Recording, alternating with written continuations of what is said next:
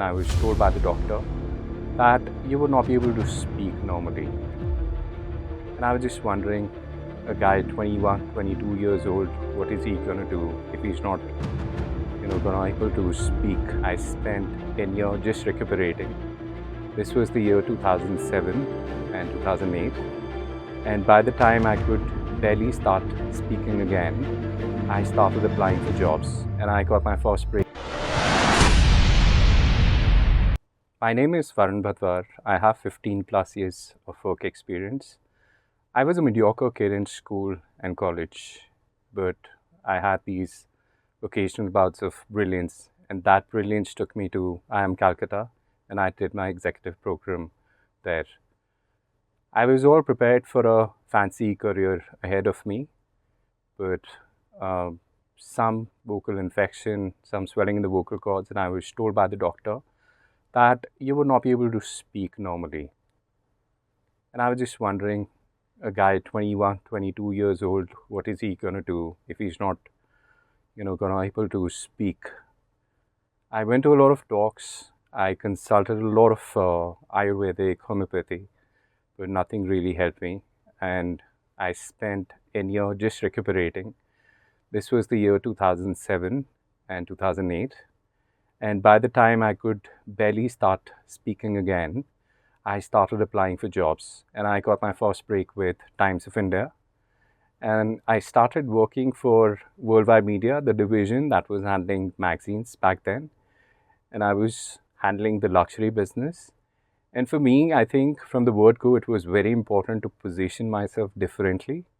And I always tried to understand, the client's businesses, the personality of, the people handling the brands. And since I was handling luxury, I think for me it was important to consume luxury myself. While I still, came from a very humble background and I couldn't really afford a lot of luxury brands, but it was important for me to stay relevant in the job that I was in. And that's why I thought, let me do things differently.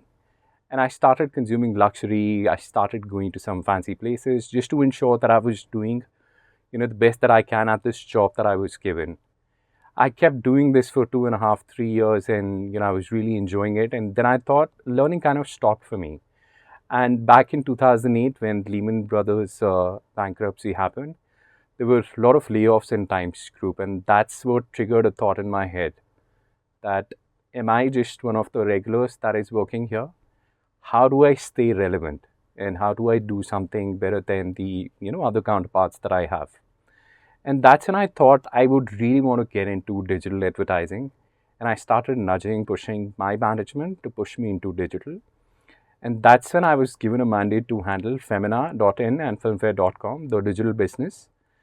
I really enjoyed it. And then came, a job from Condé Nast India, which is a US based MNC. And I was given mandate to handle GQ, which was the digital business. And I really enjoyed. Again, the luxury business continued for me. And I kept engaging with a lot of brands, achieved a lot of success for me, did travel internationally and did travel within India as well. It really helped me a great deal because I was engaging with a lot of brands, doing a lot of relevant stuff with them and ensuring, they find value in me as a person. And I was trying to build credibility as a salesperson just to ensure that wherever I go, I can take those relations with me and they would help me, with the business in the future as well. And that's been my motto in life as well. You got to stay relevant throughout. I mean, mediocrity never really helps anyone anyway. So I think it's very important to stay relevant and learn, unlearn, at the same time. Alvin Toffler, mentioned the greatest fool of 21st century would be the guy who can't unlearn and learn again. So I think I'm a firm believer in that.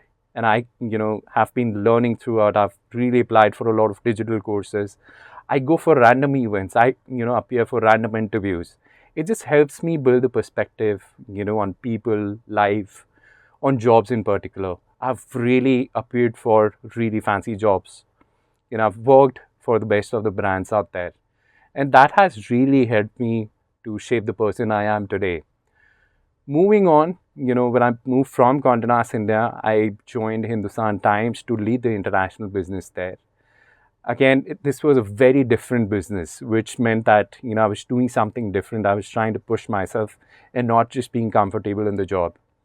And that has been my constant objective, not to become too comfortable. In fact, there have been times when I've become too comfortable in a job.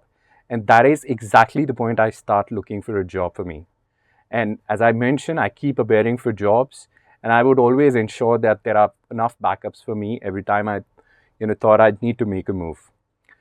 That got me to Times of India, which was despite the fact they had an anti-poaching amongst, themselves. Like a Times of India could not hire anybody from HT, but Times of India still went ahead and hired me. And that gave me a lot of confidence that I was doing something right, which is again the point that, you got to stay relevant. This will be coming to you over and over. You got to stay relevant. So Times of India, I've worked for close to 4.5 years. And for me, I think it was a very cushy job, but I kept, dabbling into different things. Like I started selling art for a art gallery while being at the job. Not really, proud of that, but just because for the sake of learning, they thought I could do it while being at the job. I could do it, and I did it for like 6 months, and I did enjoy it, but it was asking too much for me from me while being employed at two places, so I had to let go of that art gallery. And come year 2020, I decided to launch a venture of my own, and as the luck would have it, I couldn't, and I did it for about 7-8 months. I lost a lot of money, and that was only because of the fact that I was trying to push myself every time. And this experience taught me a lot, but I couldn't earn a lot of money. It really put me into depression. I had a lot of anxiety issues. But I think when I look back, it was all worth it because that experience stays with me. And I'm really happy with that experience. And then came a point when, I was thinking, should I, do something of my own again? Or do I go back to the corporate world again? And I chose the latter because I didn't have a lot of money back then. And I started appearing for a lot of interviews, the small companies, the mid-level, the big companies. And I did do a lot of part-time in between, as well. And I was just thinking, I don't know what's going to come my way, but yes, Magic Pin happened. And I did learn a lot there with respect to ad tech, a lot of digital advertising, a lot of performance campaigns we used to do for a lot of brands. And from there on, I was picked up by Paytm. That is where I had the best learning ever. I was working with a lot of young people, and they taught a lot to me, despite not having a lot of relevant experience with respect to Paytm.